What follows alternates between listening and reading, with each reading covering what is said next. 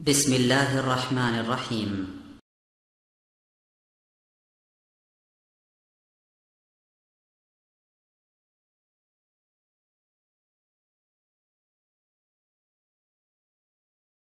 لا إله إلا الله. নিয়মিত YouTube video দেখতে subscribe করুন। নতুন নতুন ভিডিও পেতে ঘন্টা বাটনটি চাপুন। আসসালামু আলাইকুম ওয়া রাহমাতুল্লাহি ওয়া বারাকাতুহু। আলহামদুলিল্লাহ ওয়াসসালাতু ওয়াসসালামু আলা রাসূলিল্লাহ ওয়া আলা আলিহি ওয়া সাহবিহি আজমাইন, আম্মা বা'দ। ফাআউযু বিল্লাহি মিনাশ শাইতানির রাজীম। وعهدنا إلى إبراهيم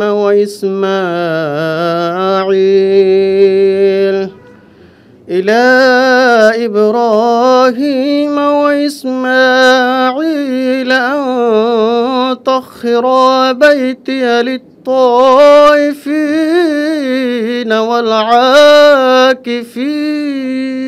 والعاكفين طهر بيتي للطائفين والعاكفين والركع السجود সাদাকাল্লাহুল আযীম। দেশ ও বিদেশের প্রিয় ভাই বোনেরা, কোরআন অ্যান্ড সুন্নাহ রিসার্চ সেন্টার কর্তৃক আয়োজিত রমাদানের বিশেষ আয়োজনে এই পর্বে আপনাদেরকে স্বাগত জানাচ্ছি। আমি আপনাদের ছোট্ট বন্ধু জাবের হোসাইন নেসারি। সম্মানিত দর্শক, আজ আমি আপনাদের সামনে রমাদানের একটি অনন্য পর্ব ইতিকাফ বিষয়ে আপনাদের খেদমতে আরজ করার চেষ্টা করব। ওমা তৌফিকি ইল্লা বিল্লাহ, সুবহানাকা লা ইলমা লানা ইল্লা মা আল্লামতানা ইন্নাকা আনতাল আলিমুল হাকীম। আল্লাহ সুবহানাহু ওয়া তাআলা কোরআন কারীমের সূরাতুল বাকারার 125 নম্বর আয়াতে বলেছেন, আমি ইব্রাহিম ও ইসমাইলকে নির্দেশ দিয়েছি তারা যেন রুকুকারী, সিজদাকারী, তাওয়াফকারী এবং মসজিদে ইতিকাফকারীদের জন্য মসজিদটাকে পুত ও পবিত্র, পরিষ্কার পরিচ্ছন্ন করে রাখে। সম্মানিত দর্শক মণ্ডলী, প্রিয় ভাই বোনেরা, দেখুন, মসজিদে সারা বছর রুকু সিজদা হয়, মসজিদে সারা বছর সব সময় তাওয়াফ হয়, কিন্তু ইতিকাফ এটি একটি বিশেষ পর্ব যেটার সাথে রমাদানকেই বেশি মানায় এবং রমাদান ছাড়াও ইতিকাফ হয়, তবে লোকেরা রমাদানের সময়তেই বেশি ইতিকাফ করে থাকে। তাই আল্লাহ সুবহানাহু ওয়া তাআলা তার নৈকট্য প্রাপ্তির আকাঙ্ক্ষায় পিপাসিত আকাঙ্ক্ষিত বান্দা বান্দীদের ব্যাপারে ইব্রাহিম এবং ইসমাইল আলাইহিস সালাতু ওয়াস সালাম, জাতির দুইজন সম্মানিত পিতা এবং জবিহুল্লাহ, ইব্রাহিম খলিলুল্লাহ এবং ইসমাইল জবিহুল্লাহকে আল্লাহ তাআলা নির্দেশ দিয়েছেন যে আমার ইতিকাফকারী বান্দাদের জন্যেও তোমরা মসজিদকে পরিষ্কার পরিচ্ছন্ন করো। ইতিকাফ শব্দের অর্থ হচ্ছে দৃঢ়ভাবে ধারণ করা, মজবুতভাবে আঁকড়ে ধরা, আত্মা এবং সত্তাকে সেই আঁকড়ে ধরার উপরে মসজিদে সুনির্দিষ্ট দিনে পূর্ণাঙ্গ অবস্থান করা, এটাকে ইতিকাফ বলে। আল্লাহ রসুল সাল্লাল্লাহু আলাইহি ওয়াসাল্লামের একখানা হাদিস এসেছে, যেই বান্দা আল্লাহ সন্তুষ্টির উদ্দেশ্যে মাত্র একদিন ইতিকাফ করবে, আল্লাহ তাআলা ওই বান্দা থেকে জাহান্নামকে 3 খন্দক পরিমাণ দূরে সরিয়ে দিবেন। 1 খন্দক পরিমাণ জায়গা হলো পৃথিবীর পূর্ব এবং পশ্চিম প্রান্তের যতটা দূরত্ব, পৃথিবীর পূর্ব এবং পশ্চিম প্রান্তের 2 প্রান্তের দূরত্বের সীমারেখা যত দূর, 1 খন্দকের পরিমাণ হচ্ছে তত দূর। এরকম একটি নয়, 2টি নয়, 3 খন্দক পরিমাণ দূরত্ব রাখবেন আল্লাহ তাআলা একদিন ইতিকাফকারী বান্দা থেকে জাহান্নামকে। সুতরাং বুঝতেই পারছেন ইতিকাফ কত গুরুত্বপূর্ণ একটি বিষয়। সম্মানিত দর্শক মণ্ডলী, আল্লাহ রাসূল সাল্লাল্লাহু আলাইহি ওয়াসাল্লাম বলেছেন, ইতিকাফ মোতাকিফ যিনি, হুয়া ইয়াতাকিফুজ যুনুবা, সে পাপ থেকে মুক্ত থাকে, সে পাপ থেকে বিরত থাকে। ওয়ায়ুজজা লাহু মিনাল হাসানাতি কাআমিলিল হাসানাতি কুল্লিহা, তাকে এত বেশি প্রতিদান দেওয়া হয় যত প্রতিদান একজন সকল কাজের কাজীকে, সকল কর্মের কর্মীকে, সকল আমলকারীর আমেলকে দেওয়া হয়, অর্থাৎ সকল নেকামলকারী বান্দা যতটা সওয়াব পাবে, একজন এতেকাপকারী এতেকাপে অবস্থান করার কারণে সকল নেক কাজগুলো তার পক্ষে করা ইসলাম অনুমতি দেয় না, সে কারণে সে করতে পারে না। আল্লাহ রাসূল সাল্লাল্লাহু আলাইহি সাল্লাম বলেছেন, এতেকাপ অবস্থায় তিনি যদিও সকল নেক কাজ করতে পারেননি ইচ্ছা থাকা সত্ত্বেও, ওই নেক কাজ না করার পরেও আল্লাহ তাআলা এতেকাপকারীকে সমপরিমাণ সওয়াব দান করেন।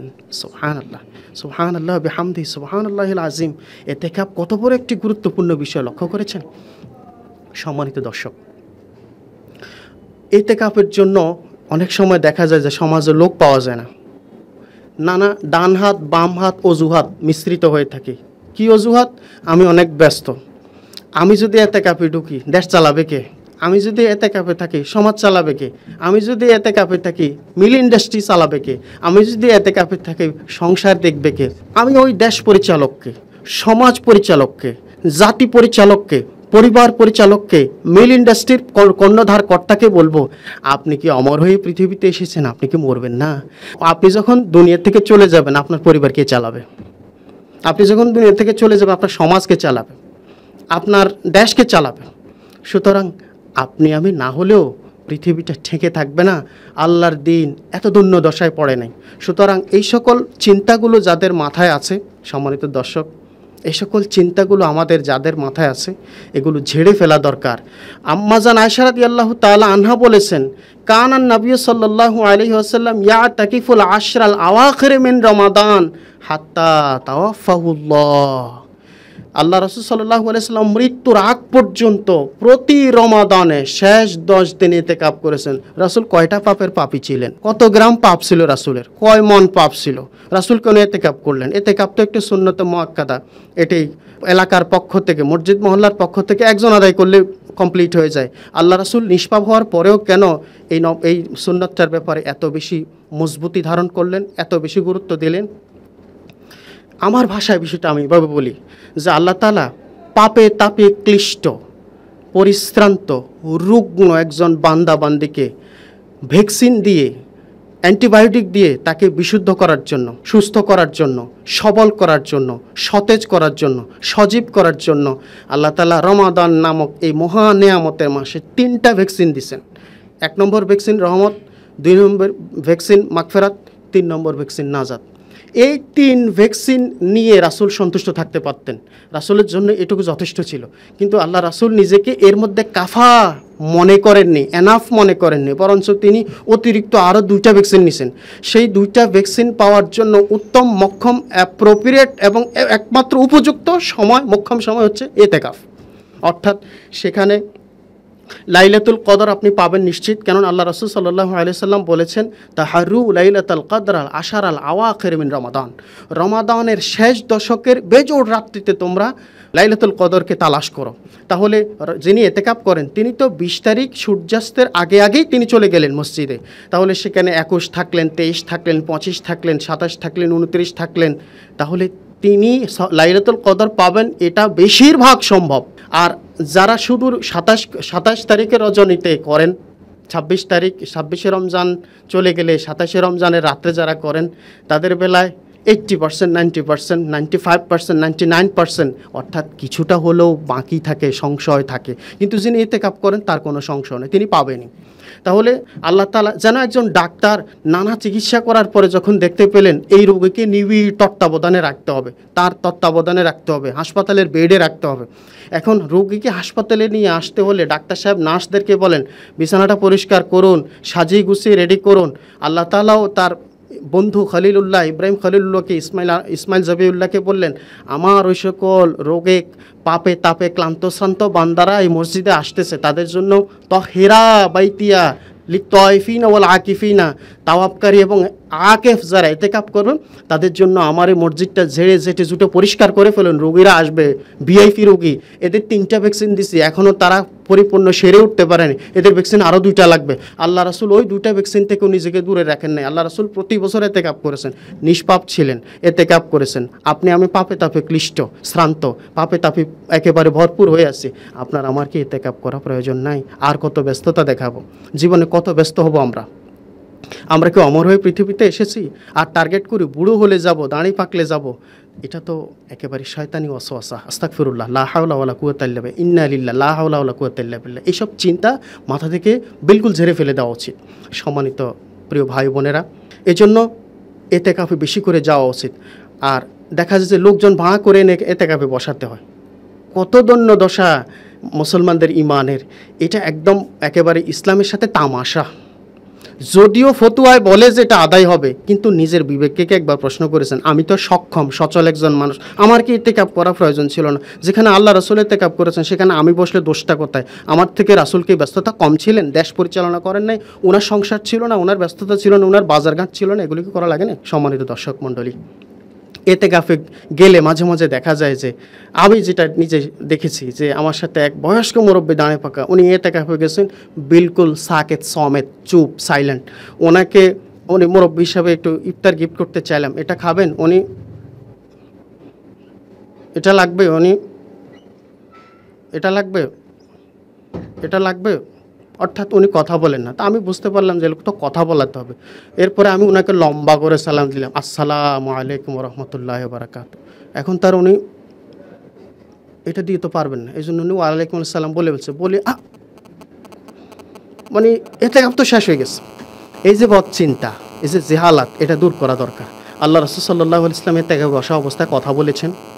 এমন কি হাদিসে এসেছে, আল্লাহর নবী মসজিদ থেকে জানালা দিয়া আম্মাজানের হুজরায়, আয়েশা রাদিয়াল্লাহু তাআলা আনহার হুজরায় মাথাটা বের করে দিতেন। আম্মাজান তার মাথা চুল আঁচড়িয়ে দিতেন। আম্মাজান বলছেন যে আমি তো হায়েজা, আমি আপনার মাথায় হাত লাগাবো? আল্লাহর নবী বললেন, তোমার হাতে কি হায়েজ লেগে আছে নাকি? তুমি হাত দিয়ে আমার মাথাটা আঁচড়াই দাও। তাহলে কথা বলেছেন, কাজও করেছেন। সম্মানিত দর্শক মণ্ডলী, এই যে বোবা এতেকাফ, এটা বিলকুল বন্ধ করা দরকার। কোরআন পড়ি, হাদিস পড়ি, ইসলামী সাহিত্য পড়ি, একটা মাসালা জানার চেষ্টা করি, পারস্পরিক দিনই কথাবার্তা আলোচনা করি, জিকির আজকার করি, তসবিহ তাহলিল করি। এই যে বোবা, এটা বিলকুল বন্ধ করা দরকার। সম্মানিত দর্শক মণ্ডলী, আমরা মুসলিম অধ্যুষিত দেশ, এখানে যদি এতেকাফের জন্য লোক ভাড়া করে আনতে হয়, তাহলে এটা কি আমাদের জন্য সম্মানজনক? মোটেও না।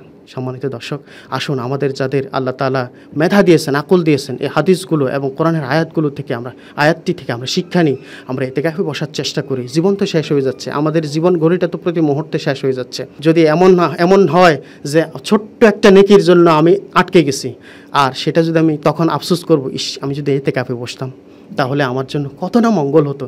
তখন ফিস ফাঁস করে আর কোনো লাভ হবে না। এই যত করার এখানে করে ফেললেই ভালো হয়। আল্লাহ তাআলা আমাদেরকে বোঝার তৌফিক দান করুক। আমিন। আসসালামু আলাইকুম রহমতুল্লাহি ওয়া বারাকাতুহু। নিয়মিত ইউটিউব ভিডিও দেখতে সাবস্ক্রাইব করুন। নতুন নতুন ভিডিও পেতে ঘন্টা বাটনটি চাপুন।